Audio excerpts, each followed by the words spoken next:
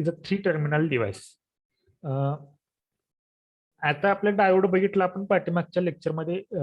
बऱ्याच टाईपचे डायोड्स आपण पाठीमागच्या चॅप्टरमध्ये बघितले. त्या डायोडला 2च टर्मिनल होते, बरोबर. एक ॲनोड आणि दुसरं कॅथोड.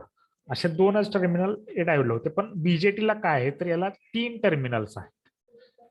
तर ते 3 टर्मिनल्स काय आहेत तर कलेक्टर, बेस, इमिटर हे 3 टर्मिनल आहेत.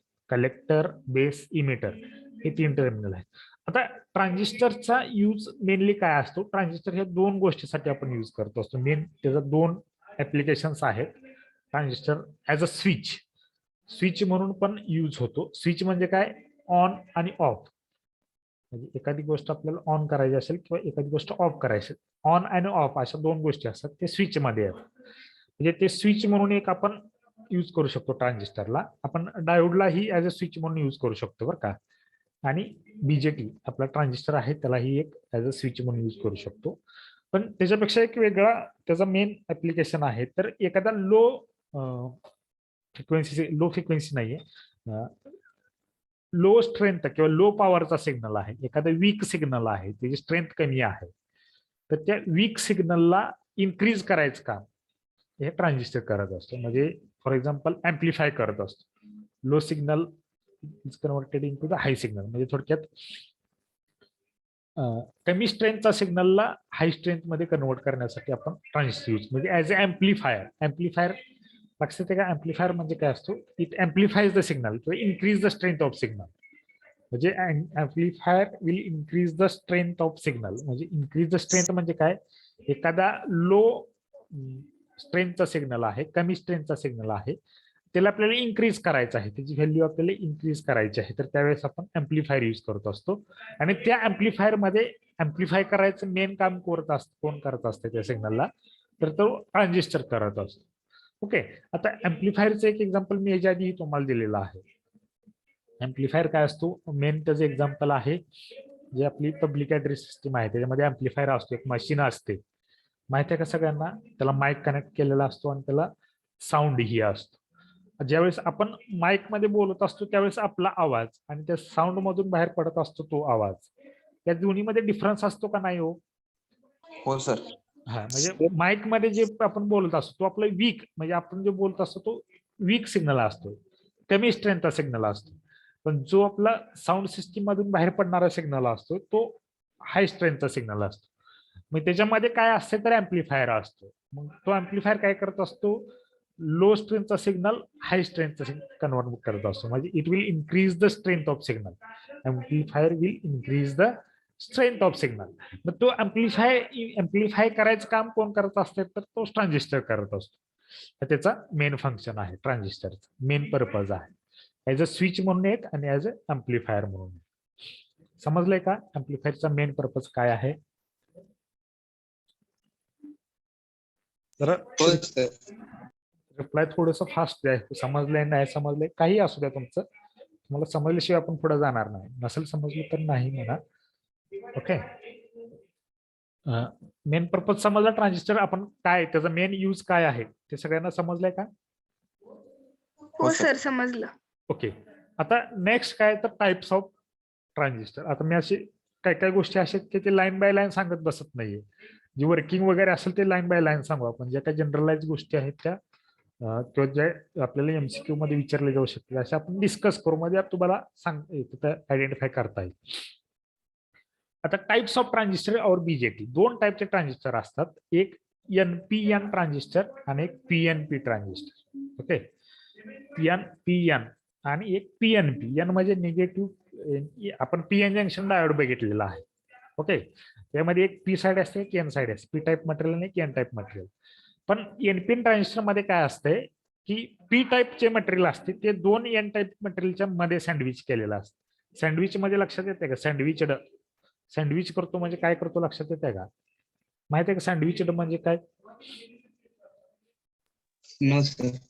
बघा सँडविच म्हणजे काय असतंय. ओके. इथं वरती एक काहीतरी आहे, एक मटेरियल आहे, इथे एन टाइपचं मटेरियल आहे, लक्षात द्या. ओके. खाली आहे इथं पण एन टाईपचं मटेरियल आहे. आता ह्या दोन्हीच्या मध्ये एक वेगळ्या टाईपचं मटेरियल असेल, या दोन्हीच्या मध्ये हे जो काही मधला एरिया आहे इथे पी टाईपचं मटेरियल आहे. तर काय म्हणतो, P is sandwiched in between two N type materials. म्हणजे पी सँडविच केलेला आहे. सँडविच केलाय म्हणजे काय, हा पी टाईप मटेरियल मध्ये आहे आणि त्याच्या दोन्ही साईडला एन टाईपचं मटेरियल आहे. येते लक्षात. तसं इथं आहे एनपीएन त्याच्या नावातच बघा, एनपीएन दोन्ही साईडला एन टाईपचं मटेरियल आहे आणि मध्ये काय आहे तर पी टाईपचं मटेरियल आहे. त्याचं कन्स्ट्रक्शन मध्ये खाली तुमच्या लक्षात येईल कसं आहे ते.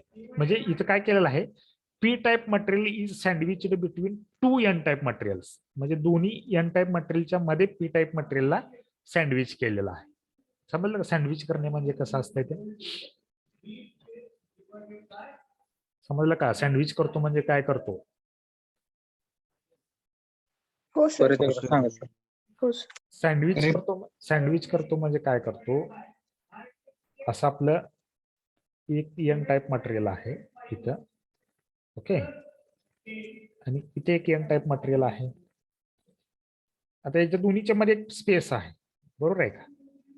दोन एन टाईप मटेरियलच्या मध्ये हा स्पेस आहे. तर याच्यामध्ये जे काही एरिया असेल तो सँडविच असतो. दोन एन टाईप मटेरियलच्या मध्ये काहीतरी सँडविच केलेला आहे. तर इथं काय सँडविच करतो आपण, तर पी टाईप मटेरियल सँडविच करतो. म्हणजे या पी टाईप मटेरियलच्या दोन्ही साईडला एन टाईप मटेरियल आहे. बरोबर आहे का, बरोबर आहे का. हो सर. असं कन्स्ट्रक्शन आहे. तर इथं काय आहे, दोन पी टाईप मटेरियलच्या मध्ये एक पी टाईप मटेरियल आहे. दोन एन टाईप मटेरियलच्या मध्ये एक पी टाईप मटेरियल आहे. तर याला काय म्हणायचं, P type material is sandwiched in between two N type materials. दोन एन टाईप मटेरियलच्या मध्ये पी टाईप मटेरियल. आता आपण सँडविच खातो का नाही, सँडविच खातो, सगळ्यांना माहित आहे सँडविच. हो सर. बघितलंय काय असतो, ते दोन पार्ट्स असतात, एक अप्पर साईड असतो आणि एक लोअर साईड असतो. आणि त्याच्यामध्ये काय तर हे केलेलं असतं, काय तर टाकलेलं असतं आणि ते आपण खात असतो, बरोबर नाही. म्हणजे काय असतं, एक अप्पर साईड एक लोअर साईड, त्याच्यामध्ये काय तर असतं, मग ते काय सँडविच असतो. आलं का लक्षात. This is a sandwich. म्हणजे P type material is a sandwich in between two N type material. आले लक्षात. हो सर. हो सर. हा, हे झालं एनपीएन. एनपीएन आलं लक्षात, एनपीएन.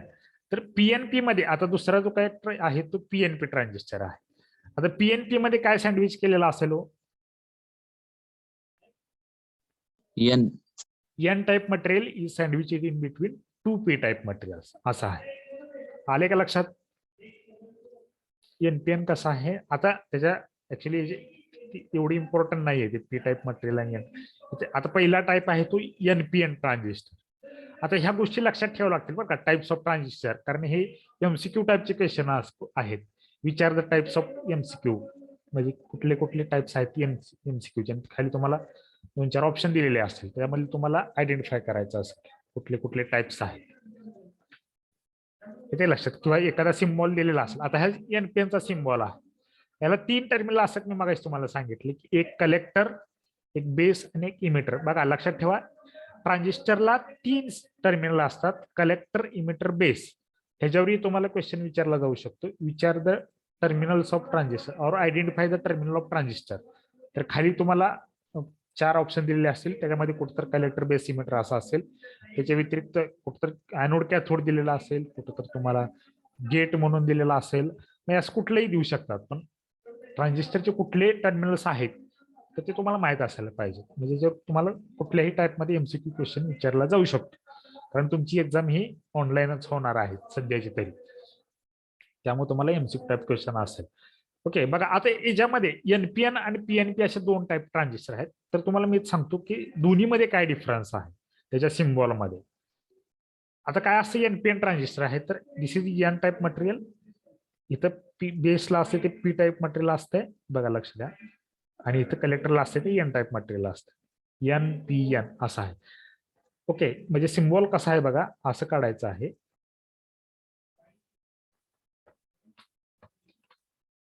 असं आहे, हे असं, हे असं आहे. इथून वरतून एक लाईन आहे, खाली एक लाईन आहे आणि अशी एक. आता एवढंच, आता हे गोल सर्कल काढलं तर चालतंय, नाही काढलं तर चालू शकते. ओके, आता एवढंच नाहीये याच्यामध्ये, इथे एक ॲरो इंडिकेट केलाय बघा, असा केलाय का? ओके, त्या ॲरो आहे, दिसतो का सगळ्यांना ॲरो? हा हो सर. हा हा ॲरो म्हणजेच ह्या ॲरोची डायरेक्शन जर इमिटर टर्मिनल साईडला असेल, म्हणजे ह्या ॲरोची जी काही डायरेक्शन आहे ते इमिटरच्या साईडला असेल तर तो एनपीएन ट्रान्झिस्टर असतो. बघा, ॲरोची डायरेक्शन जर इमिटर टर्मिनलच्या साईडला असेल तर तो एनपीएन ट्रान्झिस्टर असतो. आणि ह्या ॲरोची डायरेक्शन जर, बघा, जर ह्या ॲरोची डायरेक्शन जर बेस टर्मिनलकडे असेल, बघा, जर ह्या ॲरोची डायरेक्शन इथून नसेल तर असा असेल, तर हा पीएनपी असतो. पीएनपी मध्ये काय असतो? इथं पी असतंय, इथे एन असतंय आणि इथं पी असतंय. येते का लक्षात? पीएनपी आणि एनपीएन. ॲरोची डायरेक्शन जर इमिटर कडल्या साईडला असेल तर तो एनपीएन ट्रान्झिस्टर. ॲरोची डायरेक्शन जर बेस टर्मिनलकडे असेल तर तो पीएनपी ट्रान्झिस्टर. आलं का लक्षात? कसं ओळखणार तुम्ही पीएनपी आहे का एनपीएन? लक्षात आलंय का? एनपीएनचा सिम्बॉल आहे का पीएनपीचा सिम्बॉल आहे, तो कसा आयडेंटिफाय करणार? लक्षात आलंय? आता दोन्ही गोष्टी आपण सायमल्टेनियसली बघू. इथं बघा, सिम्बॉल ऑफ पीएनपी काय आहे? वरती बेस कडल्या साईडला ह्याचा सिम्बॉल आहे, म्हणून हा पीएनपी ट्रान्झिस्टर. येते का लक्षात? Collector base emitter. सिम्बॉल समजले का दोन्हीचे? सिम्बॉल समजलेत का? हो सर. ओके. हो सर. हा, आता कन्स्ट्रक्शन कसं असते पी टाईप एनपीएन ट्रान्झिस्टर आणि पीएनपी ट्रान्झिस्टरचं कन्स्ट्रक्शन? आता मगाशी आपण सांगितल्यासारखं एन टाईप मटेरियल, इकडे एन टाईप मटेरियल. ओके, हे एन टाईप मटेरियल आहे, इथे दिलंय वरती. This is also N type material आणि this is a P type material. हे कन्स्ट्रक्शन. एक इमिटर असतो, एक कलेक्टर असतो, एक बेस असतो. ओके, कलेक्टर, इमिटर, बेस, दोन्ही कलेक्टर आणि इमिटर एन टाईपचे असतात. बेस असतो तो पी टाईप. म्हणजे बेस हा सँडविच केलेला असतो कलेक्टर आणि इमिटर मध्ये. ओके, बेस टर्मिनल हे सँडविच केलेलं असते कलेक्टर आणि इमिटर मध्ये, म्हणजे कुठलं एनपीएन असू द्या किंवा पीएनपी असू द्या. ओके, आता काय आहे, पी टाईप मटेरियल मध्ये कुठली मेजॉरिटी कॅरियर्स आहेत आणि एन टाईप मटेरियल मध्ये कुठली मेजॉरिटी कॅरियर्स आहेत हे सांगा मला. एन टाईप मटेरियल मध्ये कुठली मेजॉरिटी कॅरियर आहे?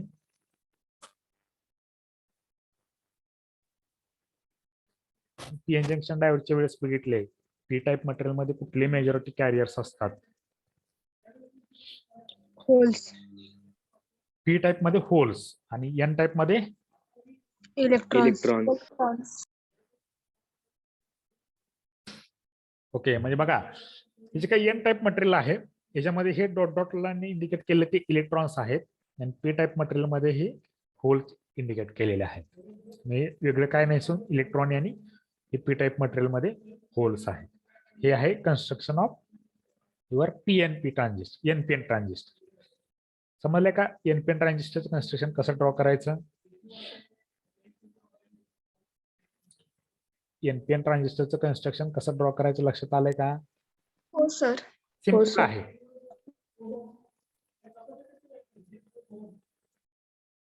एक एन टाईप, दोन एन टाईप मटेरियल, इथे एन टाईप, इथे एन टाईप, याच्यामध्ये इलेक्ट्रॉन्स असणार आहेत, त्याच्यामध्ये इथे पी टाईप मटेरियल असेल, त्याच्यामध्ये तुमचं होल्स असणार आहेत आणि ह्याला तुम्हाला टर्मिनल काढायचे तिन्ही साईडला.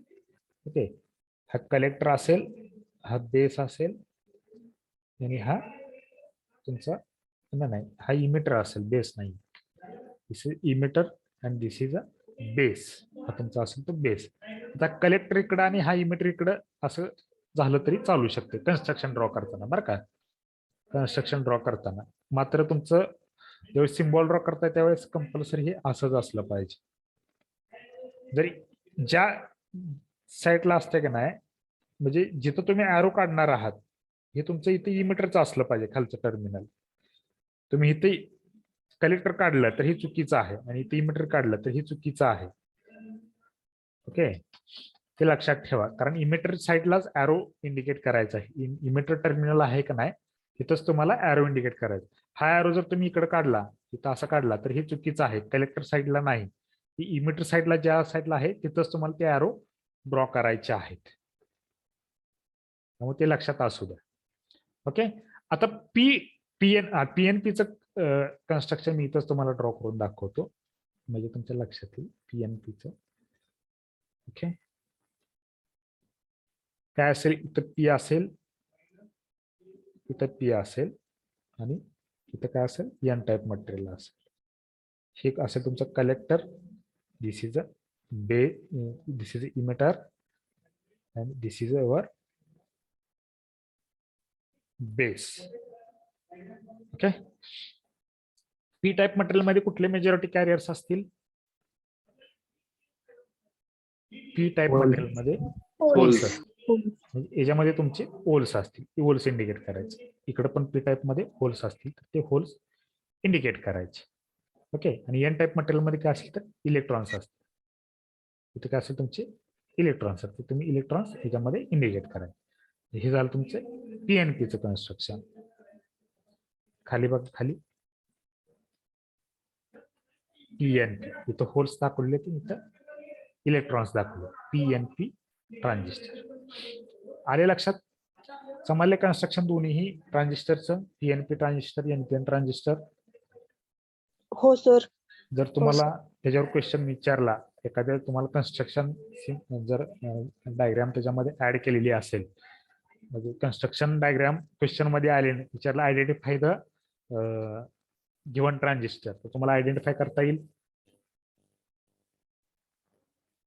सपोज एखाद्या दोन्हीपैकी एखाद्या कन्स्ट्रक्शनची डायग्राम जर तुम्हाला सर्किट क्वेश्चन मध्ये विचार टाकलेली असेल आणि त्याच्यावर क्वेश्चन असेल एमसीक्यू, तर identify the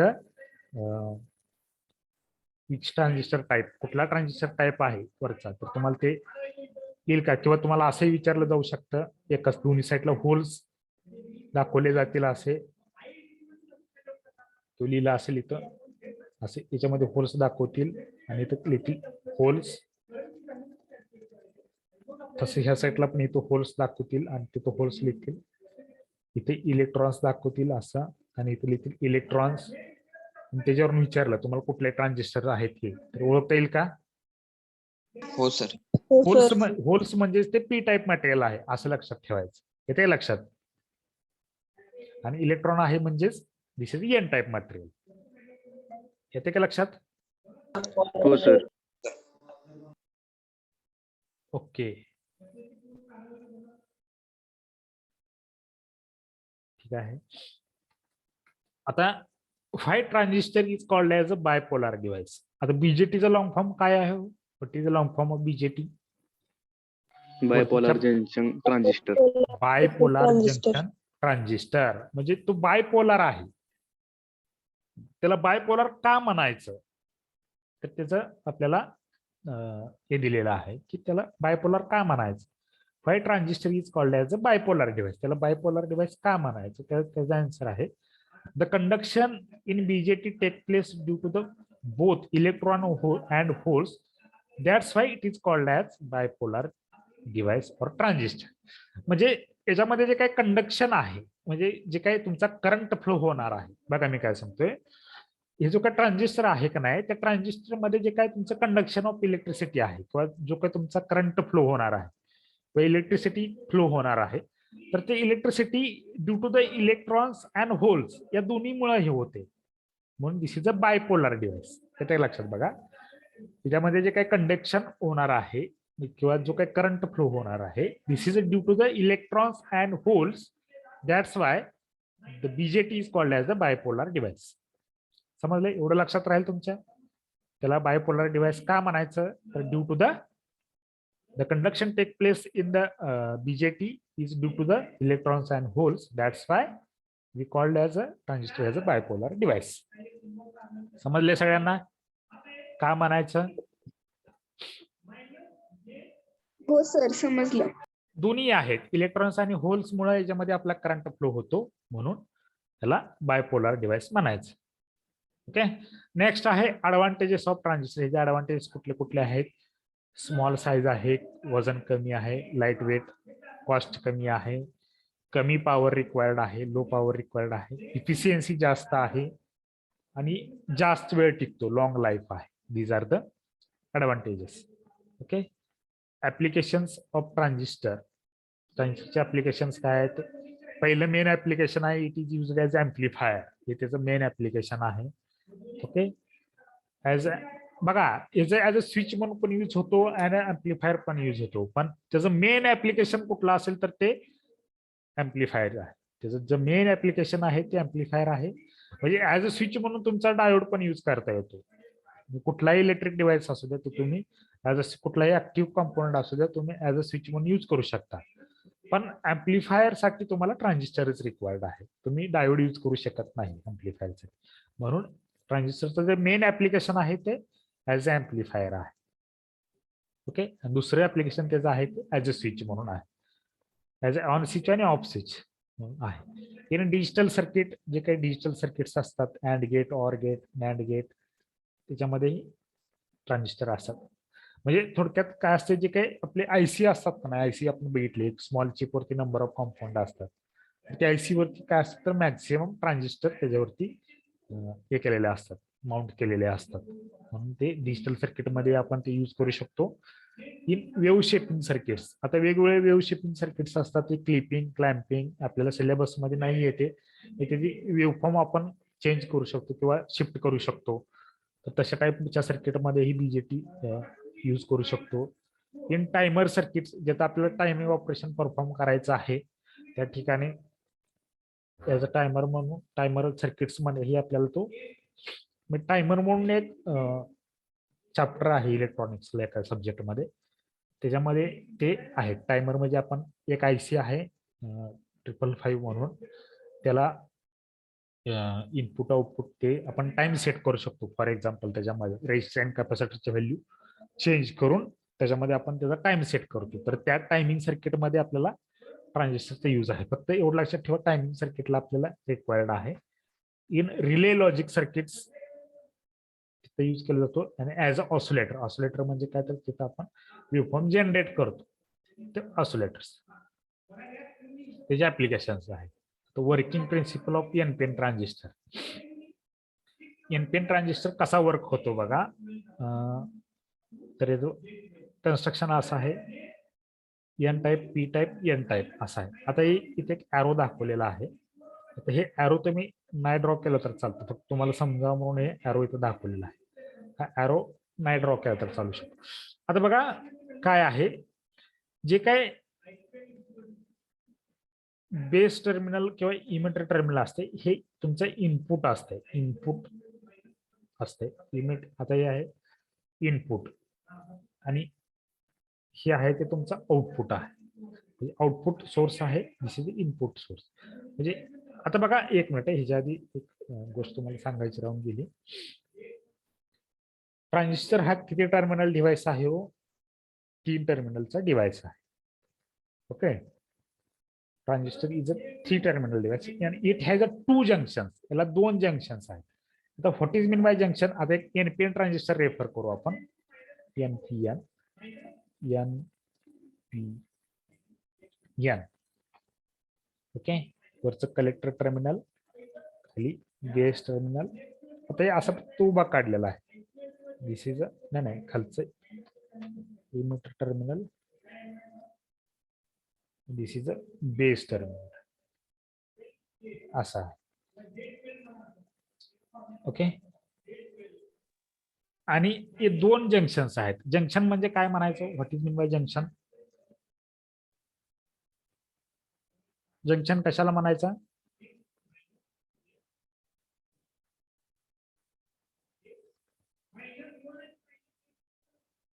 is mean by junction. PN जंक्शनच्या वेळेस मी तुम्हाला सांगितलं होतं जंक्शन कशाला म्हणायचं. पीएन जंक्शन मध्ये किती जंक्शन्स आहेत? पीएन जंक्शन डायोड मध्ये किती जंक्शन्स आहेत? 1. एक आहे. ओके. आणि कशाला जंक्शन कशाला म्हणायचं त्यावेळेस मी सांगितलं होतं तुम्हाला. पी आणि एन जिथं एकत्र येतात त्याला म्हणायचं. म्हणजे काय आहे जंक्शनची डेफिनेशन काय आहे? फिनवी और काय आहे तर दोन किंवा दोन पेक्षा जास्त वेगवेगळ्या टाईपचे मटेरियल त्या ठिकाणी कनेक्ट करतो आपण, तर त्याला जंक्शन म्हणायचं. ते लक्षात. पी आणि एन ज्या ठिकाणी आपण कनेक्ट केले तर पी एन जंक्शन आपण हे केलेलं आहे. तर इथं बघा, इथं हे जो काही पॉइंट आहे, हा जो काही पॉइंट आहे, इथं तुम्ही एन टाईप मटेरियल आणि P type material, N type हे एन टाईप आहे आणि पी टाईप मटेरियल इथं कनेक्ट केलेलं आहे या पॉइंटला. तर हे एक जंक्शन आहे. या जंक्शनला काय म्हणायचं? CE CB junction. सीबी का म्हटलं ह्याला? सीई का म्हटलं नाही? कारण हे पी टाईप मटेरियलला तुमचा बेस कनेक्टेड आहे, हे वरच्या एन टाईप मटेरियलला तुमचा कलेक्टर कनेक्टेड आहे, म्हणजे हे एन पी, म्हणून याला सीबी जंक्शन म्हणायचं. काय म्हणायचं? CB CB junction. आणि इथं एक जंक्शन आहे, इथे ही पी टाईप आणि हे एन टाईप इथं कनेक्ट केलेलं आहे. तर ह्या जंक्शनला कुठलं नाव द्यायचं? कोण सांगू शकतो? बीई. BE junction. तर दोन जंक्शन्स आहेत, येते का लक्षात? Be B junction. ओके, हे दोन गोष्टी आहेत, हे तुम्हाला लक्षात असायला पाहिजे म्हणून ते सांगितलेलं आहे. ओके, हा आता याचं वर्किंग बघू कसं आहे. याच्यामध्ये पण काय आहे, इमिटर इलेक्ट्रो, इथे इमिटरी, याच्यामध्ये हे इमिटर टर्मिनल आहे म्हणजे हे इमिटर इलेक्ट्रॉन्स, हे कलेक्टर टर्मिनल आहे म्हणजे कलेक्टर इलेक्ट्रॉन्स. इलेक्ट्रॉन्स का तर ही एन टाईप मटेरियल्स आहेत, इथं पी टाईप मटेरियल्स आहेत, इथं बेस होल्स म्हणजे इथं होल्स असतील तुमचे पी टाईप मटेरियल मध्ये. ओके, आता काय आहे बघा, आता यात हे तुमचं इनपुट साइड आहे, this is your output side. Okay, आता याच्यामध्ये सांगू शकते का मला हे कुठलं फॉरवर्ड बायस मध्ये आहे आणि कुठलं रिव्हर्स बायस मध्ये आहे? मला सांगू शकते का सीबी जंक्शन तुमचं फॉरवर्ड बायस आहे का? CB this is a output junction, this is a BE is your input junction. तर सीबी जंक्शन तुमचं फॉरवर्ड, सीबी जंक्शन आलं लक्षात तुमचं? सी कलेक्टर आणि बेस दोन्ही मधलं जंक्शन, this is your CB junction. हे फॉरवर्ड बायस आहे का रिव्हर्स बायस आहे? इथं सोर्स अप्लाय केलेला आहे, दोन सप्लाय अप्लाय केलेले आहेत. तर हे सीबी जंक्शन आहे ते फॉरवर्ड बायस आहे का रिव्हर्स बायस आहे? रिव्हर्स. रिव्हर्स का हो? कारण हे एन टाईप मटेरियल आहे कलेक्टरचं, तर ते एन टाईप मटेरियलला पॉझिटिव्ह मिळालेलं आहे आणि बेसला आपलं पी टाईप मटेरियल आहे, त्या पी टाईप मटेरियलला निगेटिव्ह मिळालेलं आहे. This is a reverse bias junction. म्हणजे ह्या जंक्शन मध्ये वर्किंग बघत असताना हे जे काय आउटपुट जंक्शन आहे, this is output junction. CB junction is output junction, this is a reverse bias junction. आणि बी जंक्शन सांगा बरं मला, बी जंक्शन फॉरवर्ड आहे का रिव्हर्स आहे? फॉरवर्ड. फॉरवर्ड. फॉरवर्ड आहे. फॉरवर्ड. ज्यावेळेस तुम्ही वर्किंग बघत असतो त्यावेळेस तुम्हाला आउटपुट जंक्शनला रिव्हर्स सप्लाय द्यायचा आहे आणि इनपुट जंक्शनला तुम्हाला फॉरवर्ड सप्लाय द्यायचा आहे. ओके, आता तो वर्क कसा करतोय बघा. In NPN transistor the current flows due to only electrons. म्हणजे एनपीएन ट्रान्झिस्टर मध्ये जो काही करंट फ्लो होणार आहे तो करंट फक्त आणि फक्त तुमच्या इलेक्ट्रॉन्स मधून फ्लो होणार आहे. का फ्लो होणार आहे? का तसं इलेक्ट्रॉन्स मधून फ्लो होणार आहे? That is majority carriers is electrons. कारण याच्यामध्ये बघा, तर मेजॉरिटी कशाची आहे हो? एक पी टाईप मटेरियल आहे, दोन एन टाईप मटेरियल आहे. त्याच्यामुळे मेजॉरिटी कशाची असणार आहे? तर N type material. N type material मध्ये काय असणार आहे? तर इलेक्ट्रॉन्स असणार आहेत. म्हणजेच काय, तर इलेक्ट्रॉन्सची याच्यामध्ये मेजॉरिटी असणार आहे. इलेक्ट्रॉन्स ह्याच्यामध्ये मेजॉरिटी असणार आहे, म्हणून याच्यामध्ये जो काय करंट फ्लो होणार आहे तो तुमचा इलेक्ट्रॉन्समुळे फ्लो होणार आहे. ज्यावेळेस तुमचा करंट होल्समुळे फ्लो होईल त्यावेळेस तुमचा करंट हा तुमचा होल्समुळे फ्लो होईल. ते तुमचं आहे ते पीएनपी ट्रान्झिस्टर मध्ये आहे. त्याच्यामध्ये काय सांगितलंय? In above figure shows that NPN transistor with input junction is forward bias. बरोबर, म्हणजे एनपीएन ट्रान्झिस्टर हा इनपुट जंक्शन, एनपीएन ट्रान्झिस्टरचं इनपुट, हे इनपुट मी तुम्हाला सांगितलं की हे इनपुट जंक्शन आहे, दिस इज आउटपुट जंक्शन. म्हणजे ज्या ठिकाणी इमिटर बेस असतो त्यावेळेस ते इनपुट असते. बघा लक्षात, collector is the output terminal आणि emitter is the input terminal. हे लक्षात ठेवा तुम्ही. Collector is the output terminal आणि emitter is the input terminal. त्यामुळे लक्षात ठेवायचं, ज्या ठिकाणी कलेक्टर येईल ज्या ह्याच्यामध्ये जंक्शन मध्ये, ते आउटपुट जंक्शन असणार आहे. ज्याच्यामध्ये तुमचं इमिटर येईल ते तुमचं इनपुट जंक्शन असणार. आणि याच्यामध्ये बेस कॉमन आहे इनपुट मध्ये आणि आउटपुट मध्ये. ओके, म्हणजे मगाशी मी तुम्हाला सांगितलं की इनपुट जंक्शन तुमचं फॉरवर्ड बायस आहे आणि आउटपुट जंक्शन तुमचं रिव्हर्स बायस आहे. हे ट्रान्झिस्टरचं वर्किंग बघत असताना. The emitter terminal is forward bias. It emits the electrons toward the P region of base terminal and it constitute emitter current or IE current. हा, आता काय सांगितलेलं आहे, जे काही इमिटर टर्मिनल किंवा एन टाइप मटेरियल मधले हिथले जे काही इलेक्ट्रॉन्स आहेत ते इलेक्ट्रॉन ज्यावेळेस तुम्ही याला फॉरवर्ड सप्लाय अप्लाय कराल ते electrons is moves towards the base terminal that means P type material. म्हणजे ज्यावेळेस तुम्ही फॉरवर्ड सप्लाय इनपुटला अप्लाय कराल आणि रिव्हर्स सप्लाय आउटपुटला अप्लाय कराल त्यावेळेस काय होणार आहे, बेस टू इमिटर जंक्शन म्हणजे बेस टू इमिटर हे बेस टू इमिटर जंक्शन तुमचं फॉरवर्ड बायस होईल. त्यामुळे याच्यामधले इलेक्ट्रॉन्स जे आहेत ते तुमचे moves forward to the P type material म्हणजे पी टाइप मटेरियल कडे तुमचे हे इलेक्ट्रॉन्स काय होतील, फॉरवर्ड शिफ्ट होतील म्हणजे इकडे शिफ्ट होतील. कधी, ज्यावेळेस तुमचं इनपुट टर्मिनल फॉरवर्ड असेल आणि आउटपुट टर्मिनल तुमचं रिव्हर्स बायस मध्ये असेल त्यावेळेस. ओके. आणि त्यामुळे जो काही करंट तयार होणार आहे तो करंट असणार आहे तो आयई करंट असणार, इमिटर करंट. म्हणजे इकडून इकडे करंट फ्लो झाला बघा, emitter to base current flow झाला आहे. म्हणजे ह्या एन टाइप मटेरियल मधून पी टाइप मटेरियल मध्ये तुमचा करंट फ्लो झालेला आहे. म्हणजे this is a emitter current. तो तुमचा इमिटर करंट म्हणजे इमिटर करंट कुठून कुठं फ्लो होणार आहे तुमचा म्हणजे N type material to P type material इथपर्यंत तुमचा असणार आहे तो कलेक्टर इमिटर करंट असणार, सॉरी इमिटर करंट असणार आहे. ओके. तो इमिटर करंट कशामुळे फ्लो झाला, ज्यावेळेस आपण याला फॉरवर्ड सप्लाय अप्लाय केलेला आहे त्यामुळे. बघा, the emitter terminal that is forward bias म्हणजे इमिटर तुमचं टर्मिनल काय आहे तर फॉरवर्ड बायस आहे.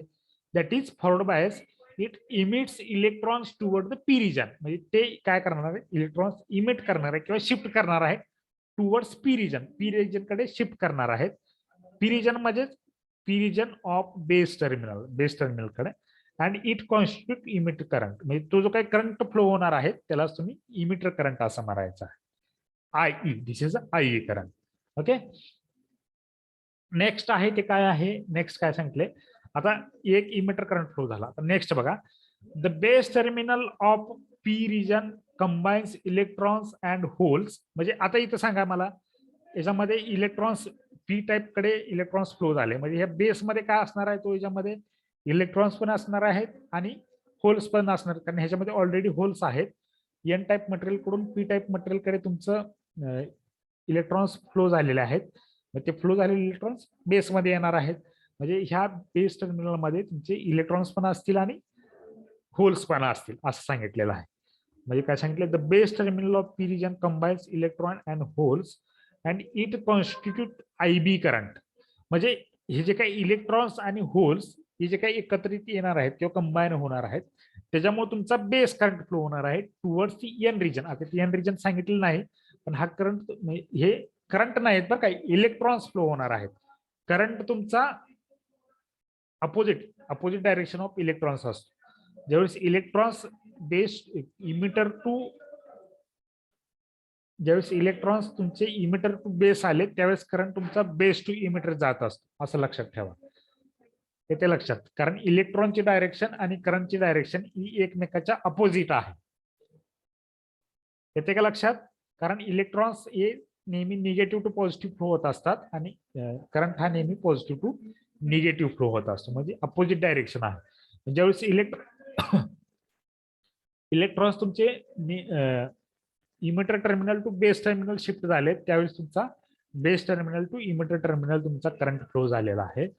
आणि पी टाइप मटेरियल मधून जे काही इलेक्ट्रॉन्स तुमचे एन टाइप मटेरियल इकडे परत कलेक्टर टर्मिनल कडे शिफ्ट होणार आहेत त्यावेळेस ही तुमचे कलेक्टर टर्मिनल कडून करंट हा तुमचा बेस टर्मिनल कडे शिफ्ट होणार आहे आणि तोच बेस टर्मिनल मधला करंट तुमचा परत इमिटर टर्मिनल कडे शिफ्ट होणार आहे असं आहे. म्हणजे इथं काय सांगितलंय बघा, the base terminal of P region combines electron and holes म्हणजे ते इलेक्ट्रॉन्स अँड होल्स दोन्ही प्रेझेंट असणार आहेत आणि इट कॉन्स्टिट्यूट आयबी किंवा बेस करंट. त्याच्यामुळे तुमचा बेस करंट जनरेट होणार. आता बेस करंट कसा जनरेट होणार किंवा कसा तो तयार होणार आहे तर ह्याच्यामधले परत इलेक्ट्रॉन्स हे परत तुमचे या साईडच्या एन टाइपच्या मटेरियलकडे शिफ्ट होणार आहे. येते लक्षात, कारण इकडे तुमचे इलेक्ट्रॉन्स परत शिफ्ट होणार आहेत. म्हणजे इकडे शिफ्ट होणार आहेत म्हणजेच काय तर इकडून इकडे तुमचा करंट फ्लो होणार आहे. हे पुढे बघा पुढच्या याच्या सेंटेन्स मध्ये दिलंय the collector terminal of N region collect all electrons म्हणजे जे काही पी टाईप मटेरियल मधले जे काही इलेक्ट्रॉन्स आहेत म्हणजे बेस टर्मिनल मधले जे काही इलेक्ट्रॉन्स आहेत ते सगळे इलेक्ट्रॉन्स हे तुमच्या कलेक्टर टर्मिनलच्या एन टाईपच्या मटेरियल मध्ये कलेक्ट होणार आहे and it constitute IC current म्हणजे आयसी ज्यावेळेस कलेक्टर टर्मिनल तुमचे सगळे इलेक्ट्रॉन्स कलेक्ट करेल म्हणून त्याला कलेक्टर टर्मिनल म्हटलेलं आहे त्याला सगळे इलेक्ट्रॉन्स असू द्यात किंवा होल्स असू द्यात पीएनपी मध्ये तो होल्स कलेक्ट करतो एनपीएन मध्ये तो इलेक्ट्रॉन्स कलेक्ट करतो म्हणून त्याला कलेक्टर टर्मिनल म्हटलेलं आहे म्हणजे त्या पी टाईप मटेरियल मधले ते जे काही इलेक्ट्रॉन्स आहेत ते कलेक्ट करेल त्यावेळेस करंट काय होईल म्हणजे पी टाईप टू कलेक्टरचे एन टाईप मटेरियल असा तुमचा इलेक्ट्रॉन्स फ्लो झाले म्हणजे कलेक्टर टू बेस टर्मिनल तुमचा करंट फ्लो झालेला आहे आणि ऑलरेडीच आपला बेस टू इमिटर टर्मिनल आपला करंट फ्लो होतोय त्यामुळे तो जो काही करंट आहे तो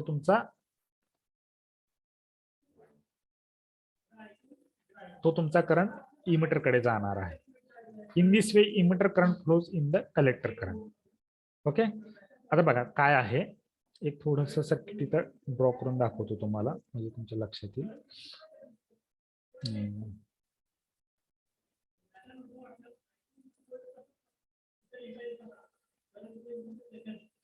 ओके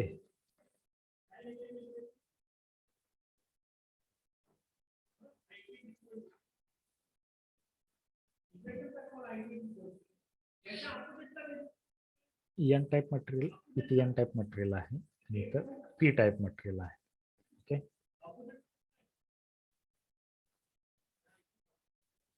कलेक्टर बेस नाही emitter this is base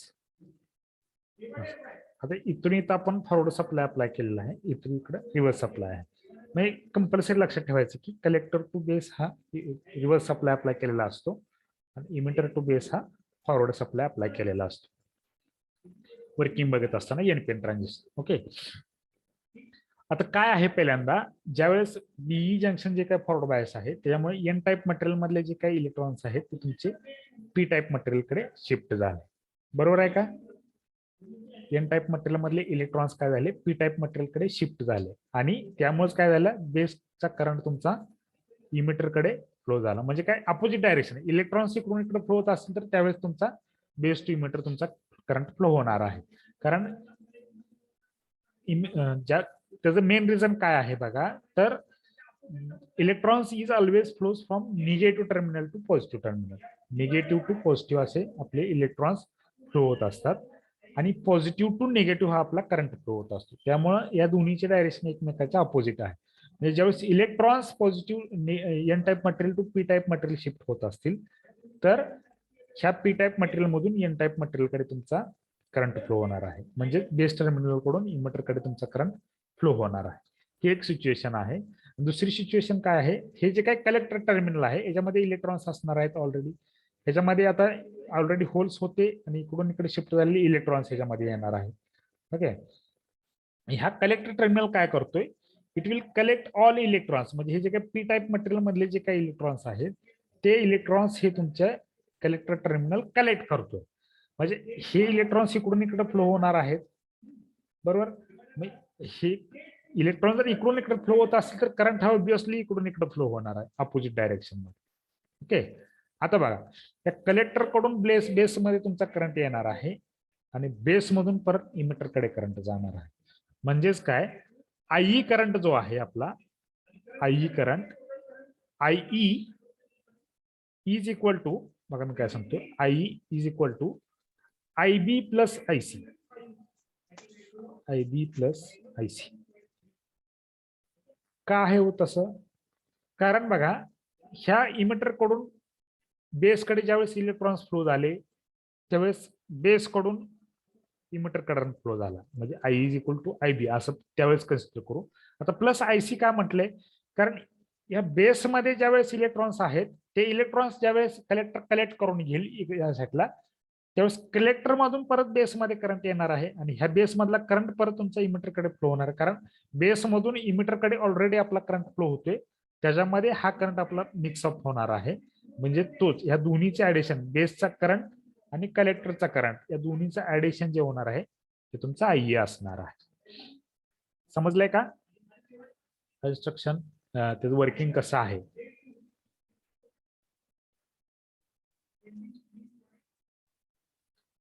working of NPN transistor समजलंय का?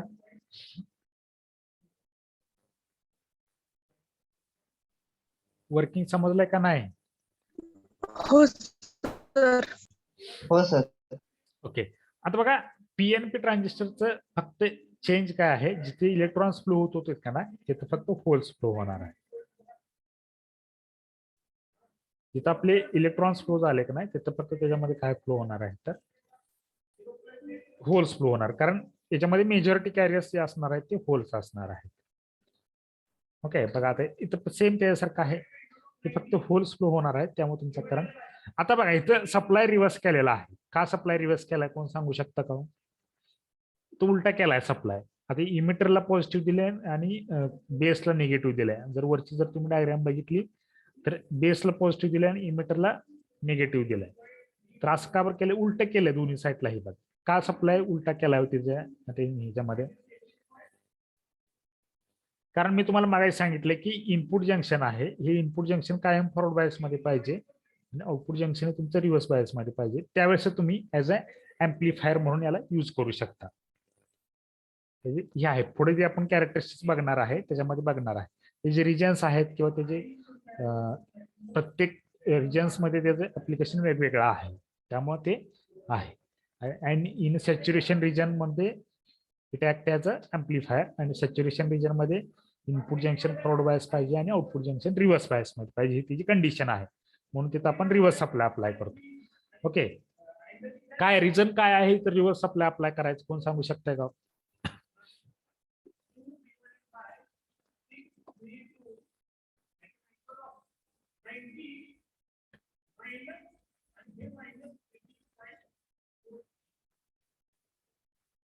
का बरं इथं उलटा सप्लाय केलाय तर बघा इथं आता पी टाईप मटेरियल आलेलं आहे आणि एन टाईप मटेरियल आपण सँडविच केलंय दोन्ही पी टाईप मटेरियलच्या मध्ये. मगाशी इकडे एन टाईप होतं, इकडे एन टाईप होतं आणि इथं पी टाईप होतं.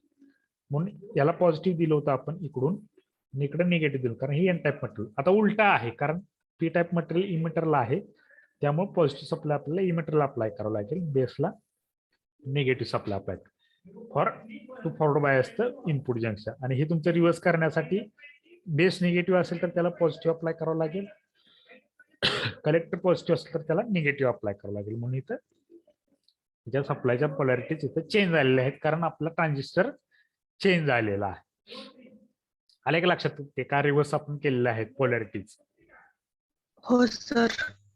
हो सर. कारण हे आपल्याला कायम फॉरवर्ड बायस पाहिजे आणि आपल्याला कायम रिव्हर्स बायस पाहिजे.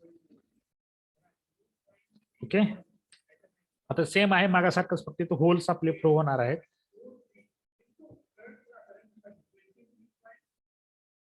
in PNP transistor the majority charge carries holes. ह्याच्यामध्ये होल्स हे मेजॉरिटी आहेत.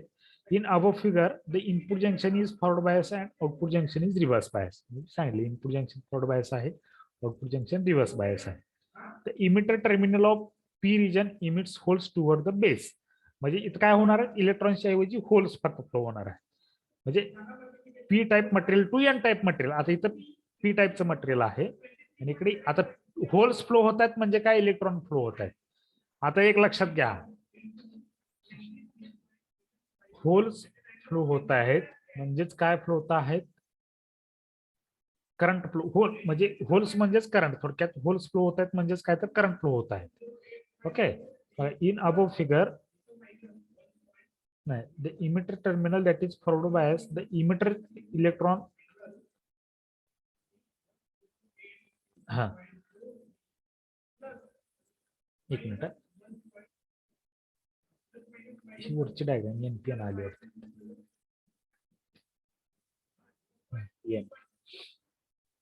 याच्यामध्ये कसं सांगितलंय, in emitter terminal of P region emits holes toward the base terminal of N region. म्हणजे हे जे काय होल्स आहेत ते तुमचे होल्स पी टाईपच्या मटेरियलकडे एन टाईपच्या मटेरियलकडे फॉरवर्ड झालेला आहे. Okay, the emitter terminal of P region emits holes. मगाशी आपले इलेक्ट्रॉन्स फ्लो होतो ते टुवर्ड्स बेस टर्मिनल. इथे फक्त इलेक्ट्रॉनिक्सच्या ऐवजी होल्स फ्लो होत आहेत towards base terminal of P N region and it constitute emitter current I. आणि त्याच्यामुळे आई करंट आपला जनरेट होणार आहे असं सांगितलेलं आहे. म्हणजे फक्त चेंज काय आहे त्याच्यामध्ये, याच्यामध्ये फक्त तिथं एनपीएन ट्रान्झिस्टर मध्ये इलेक्ट्रॉन्स फ्लो होत होते, पीएनपीएन ट्रान्झिस्टर मध्ये होल्स फ्लो होतात. का तर पीएनपी ट्रान्झिस्टर मध्ये मेजॉरिटी कॅरियर्स हे होल्स आहेत, एनपीएन ट्रान्झिस्टर मध्ये मेजॉरिटी कॅरियर्स हे इलेक्ट्रॉन्स आहेत. बाकीचं सेम आहे बघा. The base terminal of PN region combines holes and electrons and it constitute I B current. Same आहे. मगाशी तर हेच सेंटेन्स मगा सेम होतं. नंतर the collector terminal of P region collects all holes and it constitute I current. तिथं फक्त तिथं काय करत होता, कलेक्ट ऑल इलेक्ट्रॉन्स. तिथं सगळे इलेक्ट्रॉन्स कलेक्ट करत होता, इथं सगळे होल्स कलेक्ट करतो. कारण काय, इथं मेजॉरिटी कॅरियर्स आपले होल्स आहेत. ओके. देअरफॉर इथं पण same I is equal to I B plus I C. त्याच्यामध्येही आपलं आई आणि आय बी असाच तुमचा I is equal to I B plus I C हेच तुमचं इक्वेशन असणार आहे. समजले का. पीएनपी फक्त काय नाही, एक चेंज आहे फक्त एनपीएन ट्रान्झिस्टर मध्ये इलेक्ट्रॉन्स फ्लो होतात आणि पीएनपी ट्रान्झिस्टर मध्ये होल्स फ्लो होतात आणि कलेक्टर टर्मिनल तो सगळे होल्स कलेक्ट करतो. एनपीएन ट्रान्झिस्टर मध्ये कलेक्टर टर्मिनल सगळे इलेक्ट्रॉन्स कलेक्ट करतो. समजले working of PNP transistor, NPN transistor हो सर. सगळ्यांना बाकीचे. हो सर. हो सर समजलं. आता बघा, 3 टाईपचे कॉन्फिगरेशन्स आहेत. आता कॉन्फिगरेशन ऑफ ट्रान्झिस्टर हे 3 टाईपचे कॉन्फिगरेशन्स आहेत त्याच्यामध्ये. तर कॉन्फिगरेशन्स आहेत common base configuration, common emitter configuration आणि कॉमन कलेक्टर कॉन्फिगरेशन. ओके. आता ते कॉन्फिगरेशन बघायच्या आधी तुम्हाला एक गोष्ट सांगायची, म्हणजे सांगायचं की मोस्ट ऑफ दी सर्किट्स मध्ये आपण एनपीएन ट्रान्झिस्टर यूज करत असतो. बघा लक्ष द्या, मोस्ट ऑफ दी सर्किट्स मध्ये आपण एनपीएन ट्रान्झिस्टर यूज करत असतो. कारण पीएनपी ट्रान्झिस्टर आपण म्हणजे जास्त वेळ यूज करत नाही. एखाद्या स्पेशल केसमध्येच तो आपण पीएनपी ट्रान्झिस्टर यूज करत असतो. आता इथून पुढे जे काही सगळे सर्किट्स आपण बघणार आहे त्याच्यामध्ये एनपीएन ट्रान्झिस्टरच आपण यूज करणार आहे, हे लक्षात असतो. इथून पुढचे जे काही आपण सगळे सर्किट्स आपण स्टडी करणार आहे त्याच्यामध्ये एनपीएन ट्रान्झिस्टरच आपण यूज करणार आहे. फक्त ते 2 ट्रान्झिस्टरचे टाइप्स तुम्हाला समजावे म्हणून आपण 2 टाइप्स आहेत ते कुठले कुठले आहेत, ते कसं वर्किंग आहे ते कळावं म्हणून आपण तुम्हाला ते दाखवलं. इथून पुढे आपण एनपीएन ट्रान्झिस्टर सगळे सर्किटला रेफर करणार आहे. ओके. म्हणजे कॉमन बेस असू द्या, कॉमन इमिटर असू द्या, कॉमन कलेक्टर. आता एक कॉन्फिगरेशन म्हणजे आता कॉमन बेस आहे. तो कॉमन बेस म्हणजेच काय, आता जे आपण वरचे सर्किट बघितलं ते कॉमन बेसचे सर्किट्स आहेत. आता it is a common base terminal is common between input terminal and output terminal. This is a common base configuration. Common emitter configuration मध्ये काय आहे, emitter terminal is common between input and output. Collector configuration मध्ये काय आहे, collector terminal is common between input and output. Okay. आता बघा हे त्याचे कॉन्फिगरेशन हे आहे कॉमन बेस कॉन्फिगरेशन. ओके. आता कॉमन बेस मध्ये हे सिम्बॉलिटिकली दाखवले, हे इमिटर टर्मिनल. आता हे सिम्बॉल तुम्ही कसाही काढू शकता बघा, उलटा ही असा कसाही काढू शकता, किंवा तुम्ही सिम्बॉल ड्रॉ करायला 4 टाइप मध्ये तुम्ही कसाही ड्रॉ करू. एक आपण पहिला बघितला तो असा ड्रॉ करू शकता, एक तुम्ही असा ड्रॉ करू शकता. ही एनपीएन ट्रान्झिस्टरचा सिम्बॉल दाखवतो बरं का.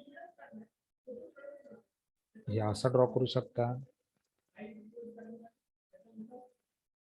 म्हणजे कुठल्याही टाइप मध्ये तुम्ही, फक्त ज्या साईडला एरो आहे ते तुमचं इमिटर टर्मिनल असलं पाहिजे, ही कंपल्सरी बेस असते. आणि ज्या साईडला एरो इंडिकेट केलेला नाही ते असतो तो कलेक्टर असतं, असं लक्षात ठेवायचं. असं करू शकता किंवा तुम्ही असाही करू शकता. वरती इमिटर पण ड्रॉ करू शकता, हे तुमचं इमिटर असायला पाहिजे. खाली तुम्ही असं कलेक्टर पण ड्रॉ करू शकता. असंही आहे बरं का, कसाही तुम्ही ड्रॉ करू शकता सिम्बॉल. हे सगळे सिम्बॉल बरोबर आहे.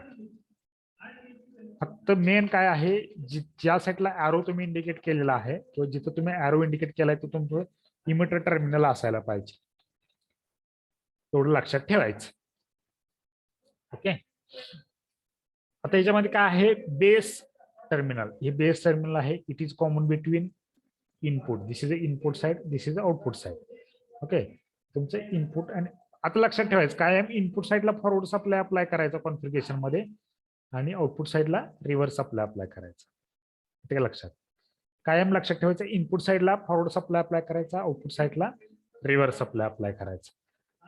म्हणजे इथं बघा, इनपुटला फॉरवर्ड अप्लाय केलाय कारण बेसला पॉझिटिव्ह दिले. एनपीएन ट्रान्झिस्टर आहे, कशावर ओळखणार तुम्ही एनपीएन आहे का पीएनपी आहे, कशावरून ओळखणार हो, एनपीएन ट्रान्झिस्टर आहे का पीएनपी ट्रान्झिस्टर आहे? ॲरोवरनं. ॲरोवरनं. म्हणजे ॲरोची जर डायरेक्शन इमिटर साइडला असेल तर तो एनपीएन असतो, ॲरोची डायरेक्शन जर बेस साइडला असेल तर तुमचं पीएनपी ट्रान्झिस्टर असतो. ओके. बघा, बेसला पॉझिटिव्ह कारण बेस पी टाईप आहे, इमिटरला निगेटिव्ह कारण इमिटर तुमचा एन टाईप आहे. This is a forward junction. आणि याच्यामध्ये बघा काय आहे, हे तुमचं आउटपुट जंक्शन आहे. म्हणजे आउटपुटला तुम्हाला रिव्हर्स सप्लाय अप्लाय करायचा आहे. बेस जर पी टाईप असेल तर त्याला निगेटिव्ह अप्लाय करायचं, कलेक्टर जर एन टाईप असेल तर त्याला पॉझिटिव्ह अप्लाय करायचं. समजले काय कसं कॉमन बेस कॉन्फिगरेशन ड्रॉ केलेलं आहे, कसं ड्रॉ केलेलं आहे समजलंय का? हो सर. आता हे तुम्ही हे असं दाखवले म्हणजे असंच ड्रॉ करायला पाहिजे असं नाही. जर तुम्हाला असं ड्रॉ करायचं असेल तर तुम्ही असंही करू शकता. ओके, असंही करू शकता.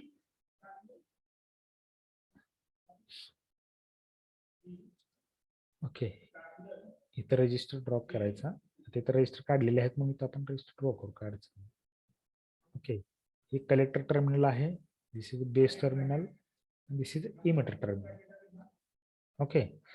आता मला सांगा कुठलं जंक्शन फॉरवर्ड इनपुट आहे, म्हणजे बेस इमिटर फॉरवर्ड असतो बरं का, बेस इमिटर फॉरवर्ड. तर बेसला तुमचं पी टाईप आहे पॉझिटिव्ह, एन टाईप निगेटिव्ह, हे कलेक्टर तुमचं फॉरवर्ड. कलेक्टरला तुमचं एन टाईप आहे, इथं पॉझिटिव्ह इथं निगेटिव्ह, कारण हे रिव्हर्स बायस असायला पाहिजे म्हणून. असंही तुम्ही ड्रॉ करू शकता, हे असंच ड्रॉ करायला पाहिजे असंही नाही. हे फक्त काय तुम्हाला कॉमन दिसतंय इथे बघा, बेस कॉमन आहे ज्यामध्ये इनपुटमध्ये आणि आउटपुटमध्ये, हे तुम्हाला कॉमन आहे हे दिसतंय. This is input side, this is output side, म्हणून असं आपण ड्रॉ केलेलं आहे. आले का लक्षात कसं ड्रॉ केलंय ते? आले का? त्याचे पॅरामीटर्स कुठले, इनपुटचे पॅरामीटर्स कुठले कुठले आहेत? इनपुट करंट, इनपुट करंट आहे तो आयई आहे आणि इनपुट व्होल्टेज आहे ते व्हीबीई आहे. इनपुट करंट आहे आयई, इनपुट व्होल्टेज आहे व्हीबीई आणि आउटपुट मध्ये output current IC, output voltage VBC. VBC ही output voltage, VBE is the input voltage, IE is the input current, IC is the output current. This is the equation. हे parameters आहेत. आता common emitter, आता ह्याच्यामध्ये काय emitter terminal common आहे. ओके, आता इमिटर टर्मिनल कॉमन आहे तर त्याच्यामध्ये same emitter is common between input, this is the input side, this is the output side. Okay, this is the input side आणि this is the output side. आता मला सांगा हे तुमचं काय असलं पाहिजे, फॉरवर्ड बायस असलं पाहिजे. Okay, emitter is the negative, that's why this is a negative is connected to this. Base is positive, that's why positive terminal is connected to P. Okay, आता हे रिव्हर्स असायला पाहिजे म्हणून काय केलेलं आहे, याला इमिटर टर्मिनलला तुमचं निगेटिव्ह कनेक्ट केलेलं आहे आणि हे दोन्हीकडे येणं आहे, त्यामुळे कुठेही तुम्ही हा सप्लाय कसाही कनेक्ट केला तरी तुमचा तो रिव्हर्स मध्ये जाणार आहे, कारण हे दोन्ही तुमचे एन टाईप निगेटिव्हच असणार आहे. त्यामुळे हे सप्लाय तुम्ही कुठल्याही डायरेक्शन चेंज केलं तर ते रिव्हर्स जाणार आहे. येते का लक्षात? हे आउटपुट जंक्शन तुमचं रिव्हर्स बायस मध्ये जाईल, तुम्ही कसंही चेक ड्रॉ केला तरी. ज्यामध्ये इनपुट करंट आयबी असणार आहे इनपुट व्होल्टेज व्हीईबी हे व्हीईबी हे तुमचं इनपुट व्होल्टेज, आउटपुट करंट तुमचा आयसी असेल, आउटपुट व्होल्टेज तुमचं व्हीसीई असेल, आउटपुट व्होल्टेज व्हीसीई असेल. समजले का कसं इनपुट करंट आणि आउटपुट करंट बघायचा. कारण जे टर्मिनल कॉमन आहे का नाही ते सोडून एक इनपुट असते आणि एक आउटपुट असते. जे टर्मिनल कॉमन आहे का नाही ते इनपुट असते आणि आउटपुट असते. ओके, एक इनपुट असते आणि एक आउटपुट असते. बघा इनपुट मध्ये जर बेस कॉमन असेल तर इमिटर इनपुट असेल, कलेक्टर आउटपुट असेल. इमिटर कॉमन असेल तर बेस इनपुट असेल, कलेक्टर आउटपुट असेल. ओके, ज्यावेळेस कलेक्टर कॉमन असेल त्यावेळेस बेस इनपुट असेल आणि इमिटर आउटपुट असेल. हे लक्षात ठेवा कारण ते महत्वाचं आहे. आता थर्ड जो काही कॉन्फिगरेशन आहे तो कॉमन कलेक्टरचा आहे. आता इथे फक्त उलटा काढलाय, हे इमिटर टर्मिनल वर काढले, कलेक्टर टर्मिनल खाली काढलेलं कारण हे कॉमन दाखवायचं आपल्याला म्हणून. हे कॉमन आहे. तर याच्यामध्ये हे बेस इनपुट असेल आणि इमिटर आउटपुट असेल. त्या लक्षात, बेस इनपुट असेल आणि कलेक्टर आउटपुट असेल. त्याच्यामध्ये बघा इमिटर बेस टू कलेक्टर हे जे काही जंक्शन आहे फॉरवर्ड बायस असेल तर हे इनपुट आहे. म्हणून बेस पॉझिटिव्ह टर्मिनल असेल तर बेसला पॉझिटिव्ह कनेक्ट करायचं कारण पी टाईप मटेरियल आहे. कलेक्टर निगेटिव्ह आहे त्यामुळे याला एन टाईप मटेरियलला निगेटिव्ह कनेक्ट करायचं. इथे दोन्ही आहेत, इथे तुम्ही कसाही सप्लाय कनेक्ट केला तरी चालू शकते. याचं बघा आता इनपुट पॅरामीटर, इनपुट करंट काय असेल याचा कोण सांगू शकते का मला? What is input current? What is the input current of this circuit?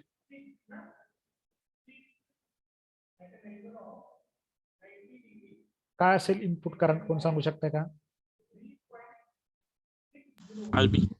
IB is the input current and what is the input voltage?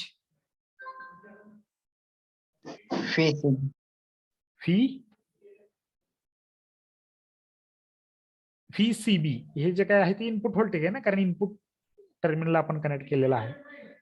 Input voltage VCB. What is output current?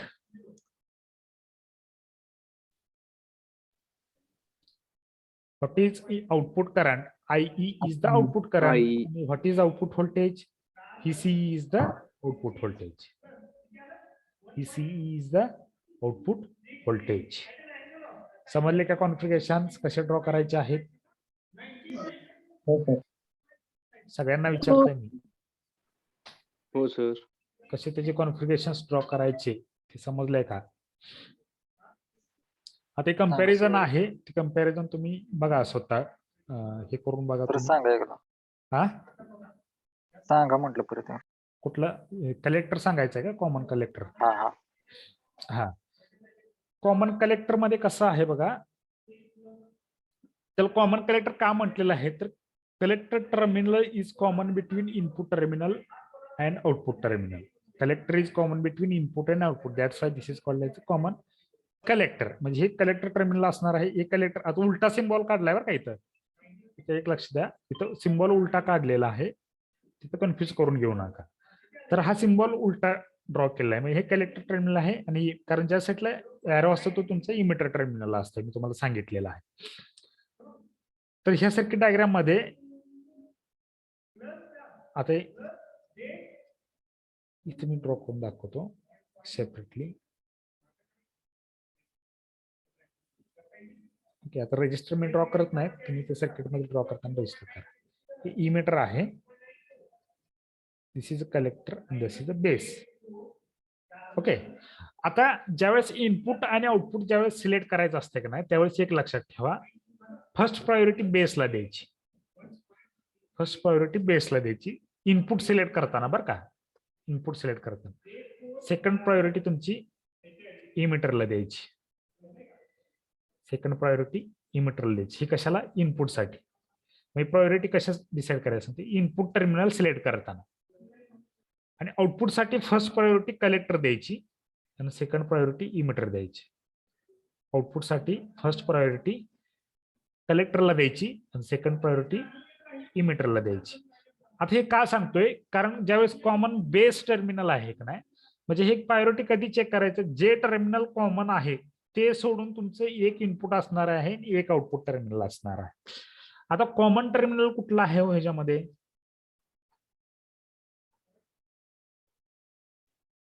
Common terminal कुठला आहे?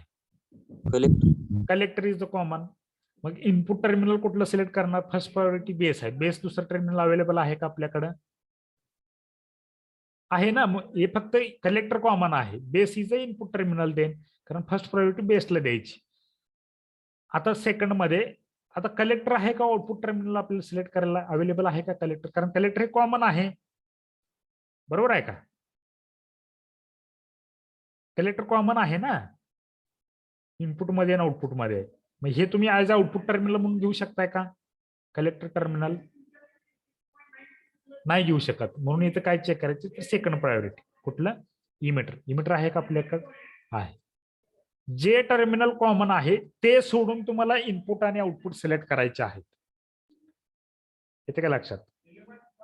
Collector मध्ये जे terminal तुम्ही common terminal घेणार आहे ते common terminal सोडून बाकीचं 2 टर्मिनल्स असणार आहेत नाही, त्याच्यामधलं एक इनपुट टर्मिनल सिलेक्ट करायचं आहे आणि एक आउटपुट टर्मिनल सिलेक्ट करायचं आहे.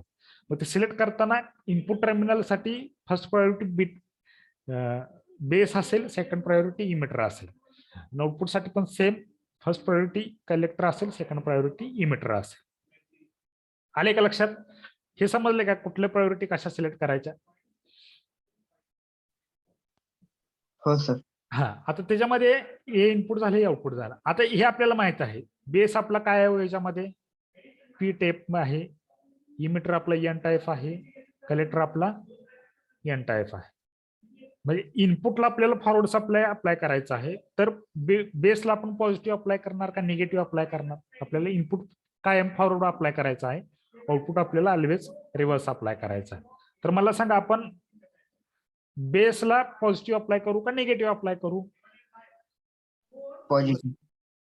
पॉझिटिव्ह. कलेक्टरला निगेटिव्ह. निगेटिव्ह, कारण हे फॉरवर्ड आपल्याला अप्लाय करायचं आहे. आणि हे रिव्हर्स मध्ये तुम्ही कसंही कनेक्ट करू शकता, कारण दोन्ही एन टाईप आहेत. इथं पण एन आहे आणि इथंही एन आहे, त्यामुळे दोन्हीकडे निगेटिव्ह निगेटिव्ह आहे. त्यामुळे इथं कसाही तुम्ही सप्लाय कनेक्ट केला तरी तुमचं रिव्हर्स बायसच येणार आहे. आले का लक्षात? हो सर. हा. हो सर. आता मला सांगा 1 मिनिट. आता मी इथं डायग्राम ड्रॉ करतोय एक. आता सपोज आपल्याला कॉमन इमिटर ड्रॉ करायचं आहे. हे कलेक्टर आहे, हे इमिट बेस आहे आणि हे इमिटर आहे. तर याच्यामध्ये कुठलं टर्मिनल इनपुट म्हणून घेणार? कॉमन इमिटर आहे बरं का, इमिटर कॉमन आहे. तर कुठलं इनपुट टर्मिनल म्हणून घेणार आणि कुठलं आउटपुट टर्मिनल म्हणून घेणार? Input B. इनपुट टर्मिनल कुठलं सिलेक्ट करणार? बी. BE base. आणि आउटपुट टर्मिनल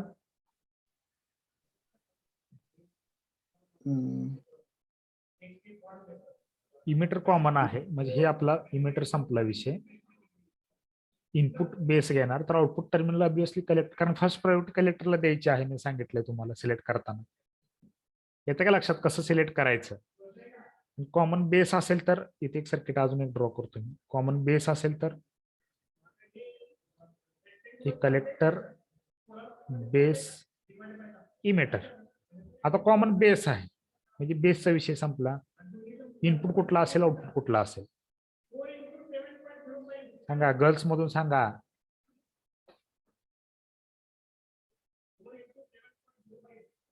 आवाज येतोय ना माझा?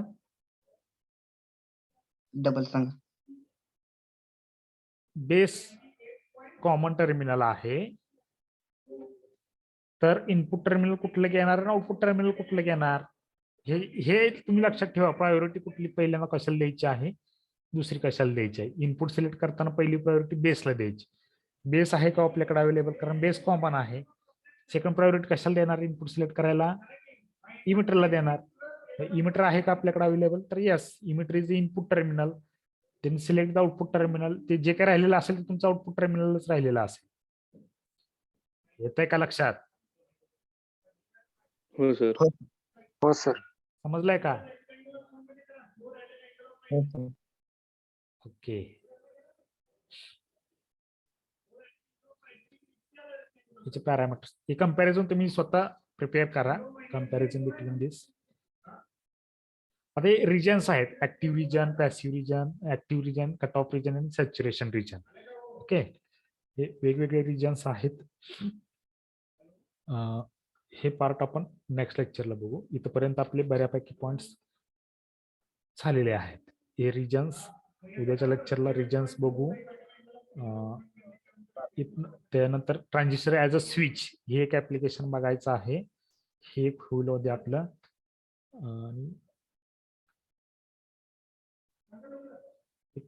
Common base current amplification factor हे पण होईल. म्हणजे बऱ्यापैकी 2-3 पॉइंट्स घेऊ उद्याच्या लेक्चरला आणि आपलं चॅप्टर कव्हर करू. म्हणजे बऱ्यापैकी आता टोटल 22 पेजेस आहेत, तर आपले 7 पेजेस झालेले आहेत. 7-21 म्हणजे आपला 30% चॅप्टर संपलाय असं म्हणा थोडक्यात. मध्ये 1-2-3 प्रॉब्लेम आहेत. मेन पॉइंट आपला राहिलाय हे रिजन्स. हे रिजन्स वरून तुम्हाला लक्षात येईल कुठलं ऍप्लिकेशन कधी यूज करायचं आहे. त्यासाठी रिजन्स महत्वाचे आहेत. कारण हे 3 रिजन्स आहेत, cut off region, saturation region आणि ऍक्टिव्ह रिजन. त्या 3 रिजन मध्ये कट ऑफ रिजन आणि ऍक्टिव्ह रिजन मध्ये, कट ऑफ रिजन मध्ये act as a on switch, off switch म्हणून असतो ट्रान्झिस्टर. सॅच्युरेशन रिजन मध्ये ऍज अ एम्प्लिफायर म्हणून वर्क केला जातो आणि ऍक्टिव्ह रिजन मध्ये ऍज अ ऑन स्विच म्हणून केला जातो. तेच ट्रान्झिस्टर कसा स्विच ऍज अ स्विच म्हणून वर्क होतो ते एक बघायचं आहे. आणि तेच डायग्राम आहे हे. आणि नंतर common base current gain amplification factor म्हणजे कॉमन बेसचा गेनचा फॅक्टर कसा आहे आणि कॉमन इमिटरचा बघायचा आहे. परत या दोन्हीतलं रिलेशन बघायचं आहे. ते पण सोपं आहे, ते आपण बघू. नंतर इनपुट रेश हे सगळ्या डेफिनेशन्स आहेत. नंतर डेफिनेशन्स त्यानंतर म्हणजे उद्यापर्यंत आपल्याला इथपर्यंत कव्हर करायचं आहे. हे जाऊ द्या. ह्या पॉईंट हा म्हणजे हे जे काही रिलेशन्स आहेत ना याच्यापर्यंत आपल्याला कव्हर करायचं आहे असं हे करू आपण. ओके, मी तुम्हाला ग्रुपवरती नोट्स शेअर करतो आता लगेच. ठीक आहे,